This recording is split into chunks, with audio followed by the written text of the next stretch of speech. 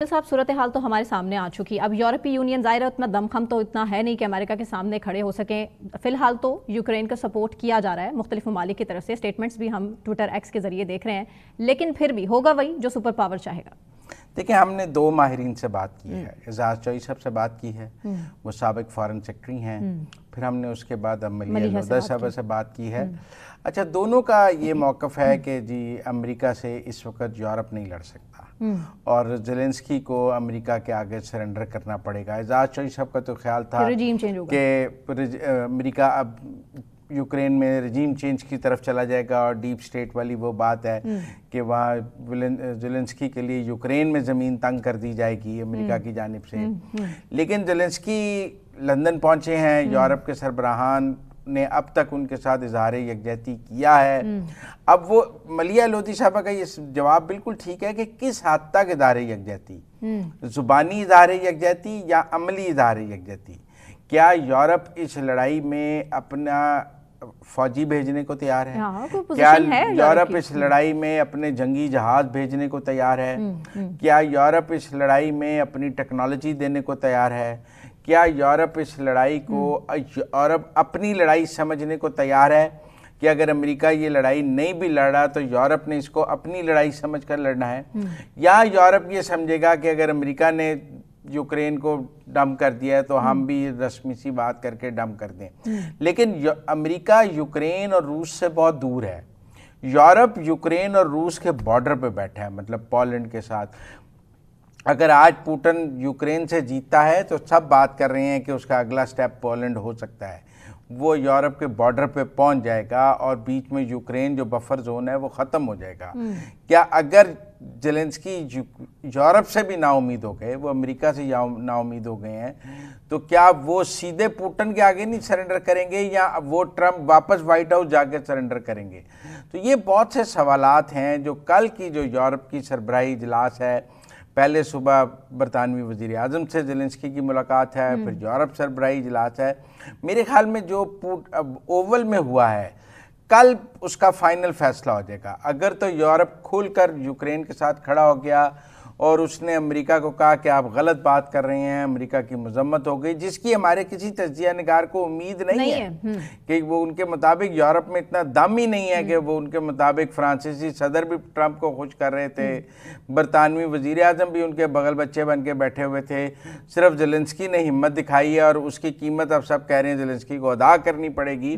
तो क्या यूरोप में अमेरिका को कुछ कहने की हिम्मत है या यूरोप जो है वो अमेरिका के साथ खड़ा हो जाएगा और यूक्रेन को कहेगा कि आप अमेरिका के आगे सरेंडर कर दें? क्या कल बंद कमरों में ज़ेलेंस्की को ये समझाया जाएगा कि आप ट्रंप के आगे सरेंडर कर दें, या बंद कमरों में ज़ेलेंस्की को ये कहा जाएगा कि हम आपके साथ हैं, आप ये लड़ाई लड़ें? लेकिन ऐसे में जो ट्वीट है ज़ेलेंस्की का वो बड़ा मानीखेज़ है। जो रवैया था वाइट हाउस में ज़ेलेंस्की का और उसके बाद एक ट्वीट का सामने आ जाना कि अमेरिका का शुक्रिया, आपकी हमायत का शुक्रिया, इस दौरे के लिए आपका शुक्रिया, कांग्रेस और अमेरिकी अवाम का शुक्रिया। डोनाल्ड ट्रंप का देखिए उनका क्या मौक़िफ़ है। वो जो अमेरिकी सेक्रेटरी ऑफ स्टेट हैं वो कहते हैं कि ज़ेलेंस्की को ट्रंप से माफ़ी मांगनी चाहिए।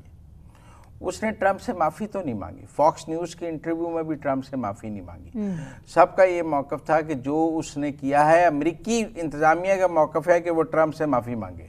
जेडी वैंस अमेरिकी नायब सदर से माफ़ी मांगे। अच्छा, उसने अमेरिका का शुक्रिया अदा किया है लेकिन माफ़ी नहीं मांगी। सवाल माफ़ी पे फंसा। आप देखें, ये जो ओवल ऑफिस में 50 मिनट हुआ है, इसके बाद एक जॉइंट प्रेस कॉन्फ्रेंस थी, वो भी कैंसिल हुई। इसके बाद एक लंच था, वो लंच भी कैंसिल हुआ। इसके बाद एक साइनिंग सेरेमनी थी, वो भी कैंसिल हुई।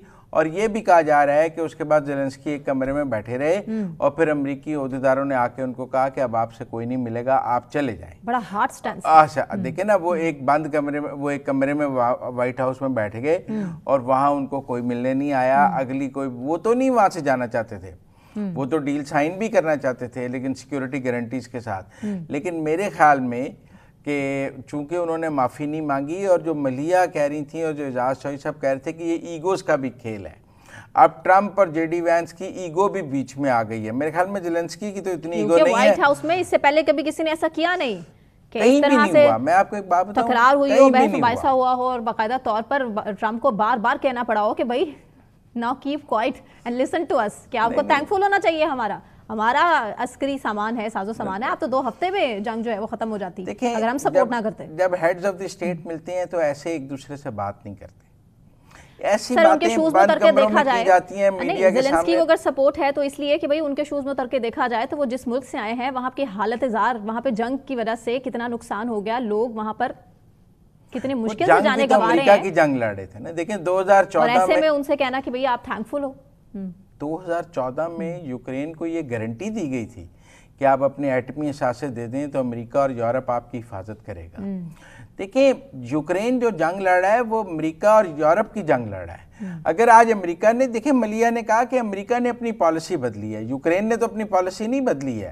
یوکرین تو ویسٹ کے ساتھ کھڑا تھا، آج بھی کھڑا نظر آ رہا ہے. دھوکہ یوکرین کے ساتھ ہوا ہے، آپ سمجھیں. اگر دیکھا جائے تو یوکرینین عوام، یوکرینین فوج، یوکرینین حکومت، یوکرینین صدر، یوکرین بطور ملک، اس کے ساتھ مغرب نے یا امریکہ نے دھوکہ کیا ہے. اس کو ایک جنگ میں جھونک کر اور پیچھے سے بھاگ گئے ہیں. اور اب اس کے پاس اس جنگ میں جب اس کا 1/3 ملک بھی چلا گیا ہے، اس کے فوجی بھی مر گئے ہیں، اس کا کافی نقصان ہو گیا ہے، تو باقی بچے کچھ یوکرین پر امریکہ قبضہ کرنا چاہتا ہے کہ جو بچ گیا ہے وہ ہمیں دے دو، جو پوٹن لے گیا وہ پوٹن لے لے. تو یوکرین کے پاس کیا رہا؟ کچھ بھی نہ رہا.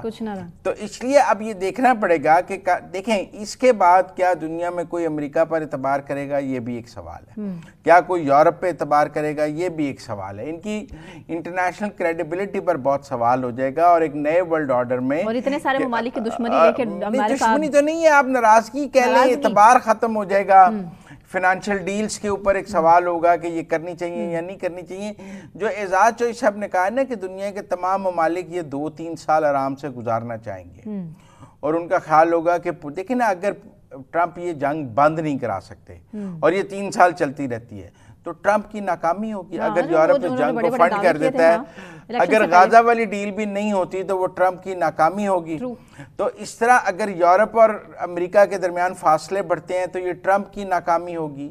تو ٹرمپ اگر اپنے امریکہ کے دوستوں سے دور ہوگا، امریکہ ٹرمپ کے دور میں، تو یہ ٹرمپ کی ناکامی ہوگی. دیکھیں میں آپ کو ایک بات بتاؤں، ٹرمپ کو پاس بھی بہت کچھ کھونے کو ہے. یہ درست ہے کہ ابھی ان کا ہنی مون پیریڈ ہے، 1 مہینہ ہوا ہے، ان کے پاس ٹائم بہت ہے، ووٹ بینک بہت ٹائم ہے. لیکن یہ ٹائم گزر جائے گا. ہم یہ دیکھیں گے دنیا کے ممالک 2-3 سال گزارنے کے لیے یوکرین کو فنڈ کر سکتے ہیں یا یوکرین کو کھڑا رکھ سکتے ہیں. یہ ایک سوال ہوگا. کیا پورا یورپ مل کر پوٹن سے بات نہیں کر لے گا؟ وہ زیادہ بہتر نہیں ہو جائے گا؟ اچھا آپ کو پتہ ہے ڈونلڈ ٹرمپ کو زیلنسکی پہ اس سے پہلے بھی بڑا غصہ تھا. کچھ دن پہلے کی سٹیٹمنٹ تھی جب نایاب معدنیات کے حوالے سے سٹیٹمنٹ تھی ڈونلڈ ٹرمپ کی کہ آپ یہ ہمارے حوالے کر دیں. تو زیلنسکی نے صاف کہا تھا کہ یہ سیریس ڈسکشن نہیں ہے، میں اپنا ملک بیچ نہیں سکتا. تو غصہ اس بات کا بھی تھا. دیکھیں دونوں کے درمیان ہارڈ ٹاک رہی ہے. انہوں نے اس کو ڈکٹیٹر کہا ہے، انہوں نے اس کو کہا، اور یہ لڑائی پرانی ہے. جب بائیڈن ٹرمپ سے جیتے تھے اس وقت، جب اس سے پہلے جب ٹرمپ جیتے تھے تو کہا گیا تھا کہ